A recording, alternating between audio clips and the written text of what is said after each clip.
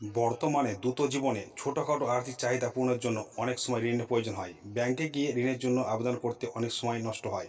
এই সমস্যা সমাধানের জন্য আধার কার্ড একটি জনপ্রিয় বিকল্প হিসাবে উঠে এসেছে। আধার কার্ড ব্যবহার করে আপনি ঘরে বসেই খুব কম সময়ে 10,000 টাকা পর্যন্ত ঋণ নিতে পারবেন। তো কী বলা আছে বিস্তারিত জানবো এই ভিডিওটির মাধ্যমে। চলুন তো ভিডিওটা শুরু করা যাক। আধার ভিত্তিক কেওয়াইসি প্রক্রিয়া ঋণ অনুমোদন এবং বিতরণকে দ্রুত করে তোলা।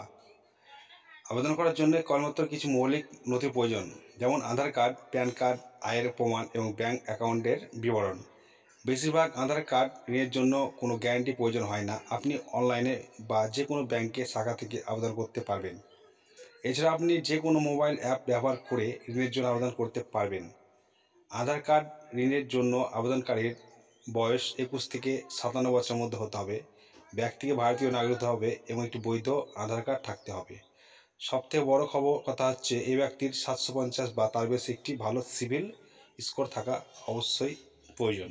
তো আপনারা বুঝতে পারছেন কীভাবে আপনারা অনলাইনের মাধ্যমে যে ঋণ সেটা আবেদন করতে পারবেন।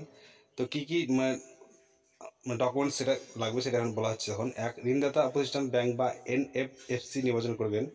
তাহলে ওয়েবসাইটে গিয়ে বা নিকটতম শাখা প্রদর্শন করবেন। অনলাইন আবেদন ফর্ম পূরণ করুন এবং প্রয়োজনীয় নথি আপলোড করুন। ঋণের নিয়ম ও শর্তাবলী সাবধানে পড়বেন। তো কী নিয়মবলী সেটা পড়ে নেবেন। তারপর হচ্ছে জমা দিন এবং ঋণ অনুমোদনের জন্য অপেক্ষা করুন। ঋণ অনুমোদন হলে টাকা আপনার ব্যাংক অ্যাকাউন্টে জমা করা হবে। আধার কার্ড ঋণ ছোটো আর্থিক চাহিদা মেটানোর জন্য একটি সহজ এবং দ্রুততম সমাধান।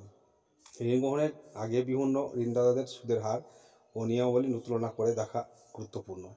ঋণের নিয়ম ও শর্তাবলী সাবধানে পড়ুন এবং শুধুমাত্র সেই পরিমাণ ঋণ নিন যা আপনি সঠিকভাবে পরিশোধ করতে পারবেন। তো আপনারা অনলাইনের মাধ্যমেও ঋণের জন্য আধার কার্ড থাকলেই প্যান কার্ড থেকে আবেদন করতে পারবেন। তো বুঝতে পারছেন, ভিডিওটি ভালো লাগলে লাইক শেয়ার করবেন।